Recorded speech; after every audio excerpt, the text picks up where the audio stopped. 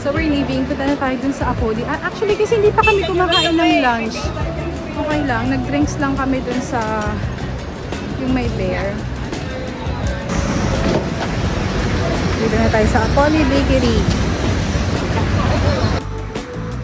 Hi, Annie. Yan yung guys. So, let's go.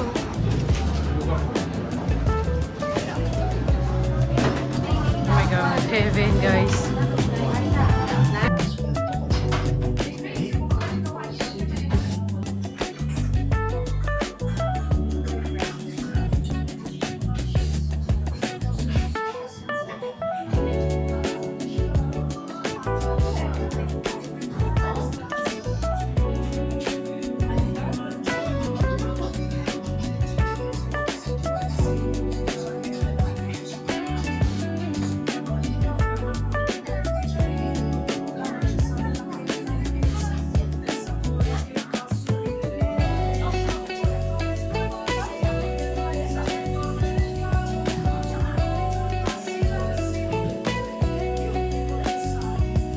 Ito na lang kukunin natin.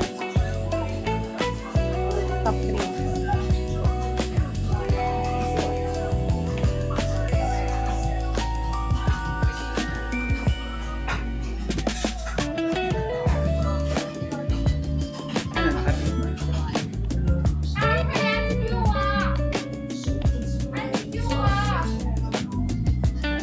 So guys, ito yung in-order namin, 3 lang kasi mag-iikot pa kami later.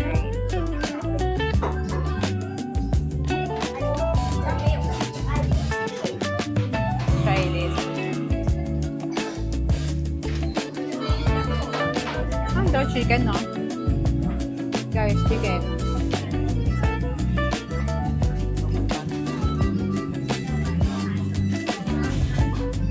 Sana. Guys, nandito tayo sa Apoli Bakery, ha?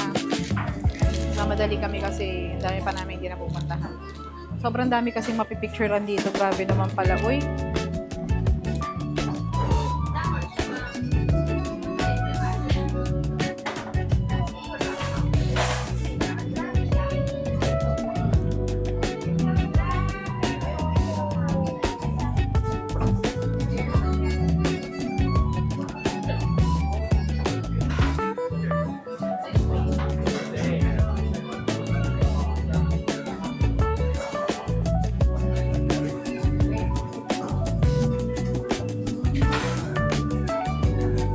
Top 3 tong diba? Kasi ako, ang gusto ko sa cake yung matamis. Hindi siya matamis. Pero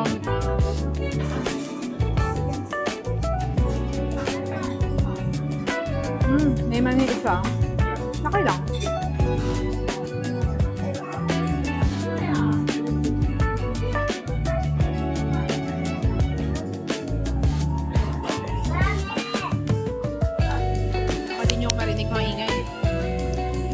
Okay lang siya.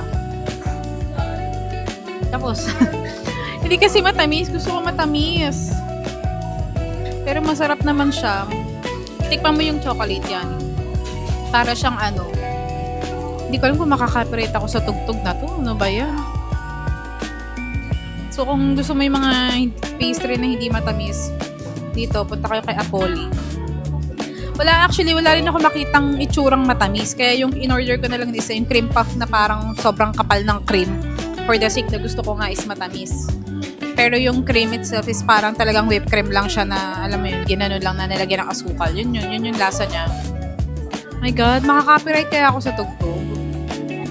Yun lang guys, kasi baka makaka-copyright ako sa tugtog. So, basta yung mga pastry dito hindi matamis. And, appealing siya, oo, and sikat siya. Pero, yun na. That's it. See you guys sa next. Bye! We're booking na guys again. And, medyo ang yani, hirap sa pag-book dito. Compare sa lahat ng mga countries na pinuntahan namin. Why is it so hard? Hirap siya mag-book. Nakakalito ba? Hindi ko alam eh. Kasi merong two ways eh. Meron Didi na app, tapos meron din sa, pwede ka rin mag-book ng Didi sa Alipay. Picturean mo na lang kasi nakaka-yellow ako yung nakikita niya ako. Tapos the way para mag-book is, kailangan mo, ayan, kaya yan, magsisend siya ng picture ko nasan kami.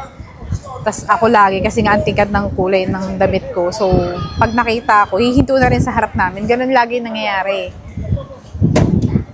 So, dito tayo ngayon sa Apolli Ita Bakery. Apolli Ita Bakery. Okay naman siya. And yung mga establishment, walang CR sa loob. Guys, alam nyo, walang motorcycle dito, walang motor. Lahat naka-e-bike. Or bike. Yun yung mga... kotse niya, ang daming naka-electric. Oo. Kaya tuloy parang walang usok, guys. Ang galing. Hindi din maingay sa kalsada. Ang galing, no? Paano kaya nila na-turn into electric lahat dito? Check ko lang, ha. Hindi. Bagay mo. Ay ko si ano na. Hindi ka mag-check sa office ng City Hall dito. Nakaka-amaze, nakaka-inggit lang. Sana kasi ganun din sa Pilipinas. But